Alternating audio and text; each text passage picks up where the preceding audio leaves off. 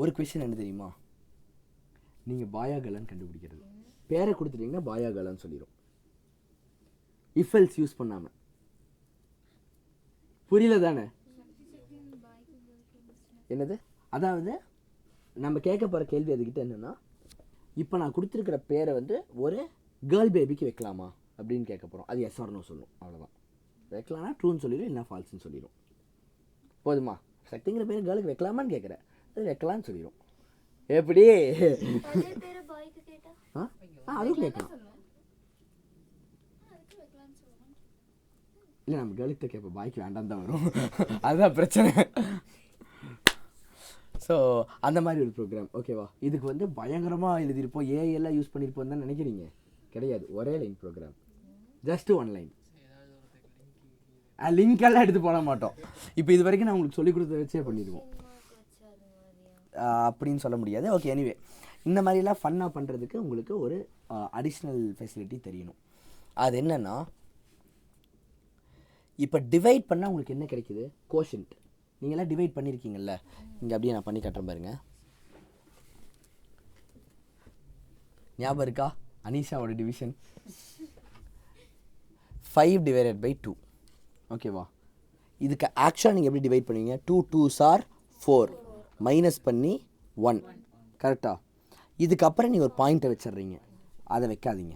அதை வைக்கக்கூடாதுன்னா என்ன பண்ணணும்? இது இன்ட்டாக மாற்றணும். இதெல்லாம் இன்ட்டாக மாற்றிட்டுனா பாயிண்ட்டே வைக்காது, கரெக்டாக? இப்போது வைக்காமல் அது என்ன பண்ணும்? கோஷன்ட்டை தான் ரிட்டர்ன் பண்ணும். எனக்கு ரிமைண்டரை ரிட்டர்ன் பண்ணும், எனக்கு இந்த 1 ரிட்டர்ன் பண்ணும். அதை எப்படி பண்ணுறது? இதுக்கு பதில் உங்கள்கிட்ட இருந்து எனக்கு தேவையில்லை, ஏன்னா நான் இது உங்களுக்கு இன்னும் சொல்லித்தரல. அதுதான் இந்த ஸ்லாஷுக்கும் இந்த பர்சன்டேஜுக்கும் வித்தியாசம். இங்கே ஸ்லாஷுக்கு பதிலாக நான் பர்சன்டேஜை போட்டேன்னா அந்த 2ங்கிற கோஷன்ட்டுக்கு பதிலாக 1ங்கிற ரிமைண்டர் ரிட்டர்ன் பண்ணும். ஓகேவா? இப்போ ஏன் பர்சன்டேஜ் போட்டோன்னே எரர் வருதுன்னா, இதெல்லாமே ஃப்ளோட்டிங் பாயிண்ட்டு. ஃப்ளோட்டிங் பாயிண்ட் அது பாயிண்ட்டை வச்சிடும், அப்போ ஆல்வேஸ் ரிமைண்டர் 0வாக தான் இருக்கும், கரெக்டாக? ஸோ இது எல்லாத்தையும் நம்ம இன்ட்டாக மாற்றிக்கணும். ஏன்னா இன்ட்டுக்கு தான் பாயிண்ட்டே வைக்காது.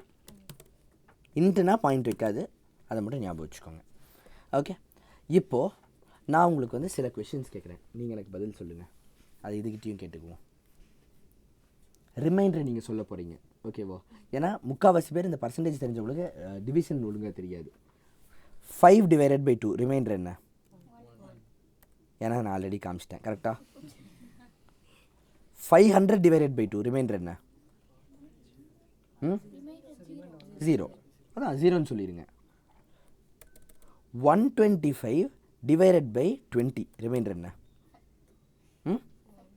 5. Very good. புரியலையா? யாருக்கெல்லாம் இது புரியல? யாருனால எல்லாம் யோசிக்க முடியல? கை தூக்கிடுங்க. இது ஏன் புரியலன்னா, 125 divided by 20 இதானே பண்ணோம். ஸோ 20 into 5 வந்து 100. 20 into 6 என்ன? 120 மைனஸ் பண்ணால் ரிமைண்டர் 5. புரிஞ்சுதா? இப்போ அதே மாதிரி நெக்ஸ்ட்டு நான் ஒன்று கேட்க போகிறேன். அதுக்கு முன்னாடி உங்கள்கிட்டயே நான் கேட்டுக்கிறேன். 150 divided by 60 ரிமைண்டர் என்ன? 30. Very good. 150 divided by 60 remainder ஏன் 30? ஏன்னா 60 into 2 வந்து 120, அப்போ மிச்சம் 30 தான் இருக்குது. ஆல்வேஸ் அந்த ரிமைண்டர் வந்து இந்த நம்பரை விட கம்மியாக தான் இருக்கும்.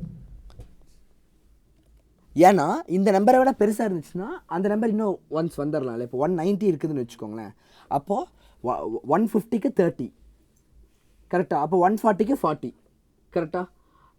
160க்கு 40, 170க்கு 50, 180க்கு 60 ஆகுது, 0 ஆயிரும்.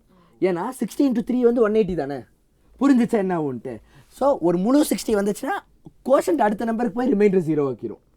190க்கு போச்சுன்னா 10 வந்துடும். புரியுதா? இதை வேணால் ஒரு பேப்பரில் எழுதி பாருங்க, உங்களுக்கு இது புரியலன்னா உங்களுக்கு புரிஞ்சிடும்.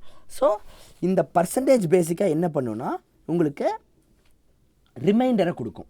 ஓகே, ஸோ இதுக்கு வந்து அகைன் நம்ம குவிக்காக அவுட்புட் ட்ரேஸ் பண்ணிடலாம். லாஸ்ட் டைம் பண்ண அதே தான்.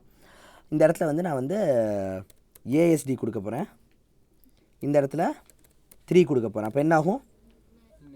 இங்கே என்ன வரும்? எல்லோரும் சொல்லுங்கள், என்ன வரும்? நில். ஓகேவா? நிலா இங்கே வந்து நில் வரும். இப்போது இதுக்குள்ளே என்ன நடக்கும்னே நம்ம பார்க்க வேணாம். இந்த இடத்துல நில் போயிடும். இங்கே நில் போச்சுன்னா இந்த இஃப்குள்ளேயே வராது, கரெக்டாக. இந்த இஃப்குள்ளே போகலன்னா அப்போது இது ஸ்கிப் ஆகிட்டு போயிடும். ஸோ அப்போ எதுவுமே பிரிண்ட் ஆகாது. ஸோ வி கேன் அண்டர்ஸ்டாண்ட் இந்த மாதிரி கொடுத்தா எதுவுமே வராதுன்னு. அதை பண்ணி நம்ம டைம் வேஸ்ட் பண்ண தேவையில்லை. இப்போ அதுவே நான் வந்து 150 கொடுத்துட்றேன் அண்ட் 60 கொடுத்துட்றேன். இப்போ என்ன ஆகும்? இப்போ இது என்ன கொடுக்கும்? 150ங்கிற இன்டீஜரையும் இது 60ங்கிற இன்டீஜரையும் கொடுக்கும். ஓகேவா? அப்போது இதுக்குள்ளே வந்து 150 போயிடும். ஸோ பேசிக்காக இங்கே 150 வந்துடும், இங்கே 60 வந்துடும். அப்போ இப்போ என்ன நடக்கும்னா 150 டிவைடட் பை 60.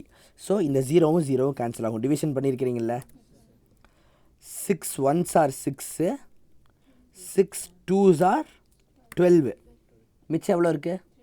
3 இருக்குது. அப்போ 3 தானே ரிமைண்டராக வந்திருக்கணும். ஏன்னா இந்த டிவிஷனை நீங்கள் பர்ஃபார்மே பண்ண முடியாது. ஓகேவா? இப்போது இதை நல்லா பார்த்துக்கோங்க என்ன ஆகுதுன்னு. ஓகேவா? இதுக்கு வந்து நம்ம இந்த டிவிஷன் மட்டும்தான் பண்ணணும். நான் அதுக்காக தான் இது உங்களுக்கு சொல்லியே காமிச்சேன். இந்த மாதிரி மாடை கொடுத்துட்டாவே நீங்கள் இந்த டிவிஷன் மட்டும்தான் பண்ணணும். ஓகேவா? ஏன்னா உங்களுக்கு ப்ராப்பர் ரிமைண்டர் தேவை. இது இந்த சைட் 60 வந்துடுது. 60 1s are 60, 60 2s are 120, 63s are 180. 180 இதுக்கு மேலே பெருசாக போயிடுது. அப்போ நம்ம 2 தான் போட முடியும். 2 போட்டால் 120 மைனஸ் பண்ணால் 30. ஓகேவா? அதனால தான் ரிமைண்டர் 13 வந்து இங்கே பிரிண்ட் ஆகிடுச்சு. அவ்வளோதான். ஸோ இந்த பர்சன்டேஜோட வேலை என்னன்னு கிளியராக புரிஞ்சிருச்சா? ரிமைண்டரை எடுக்கும், கீழே இருக்கிற ரிமைண்டர் எடுக்கும், மேலே இருக்கிற கோஷன்ட்டை எடுக்காது.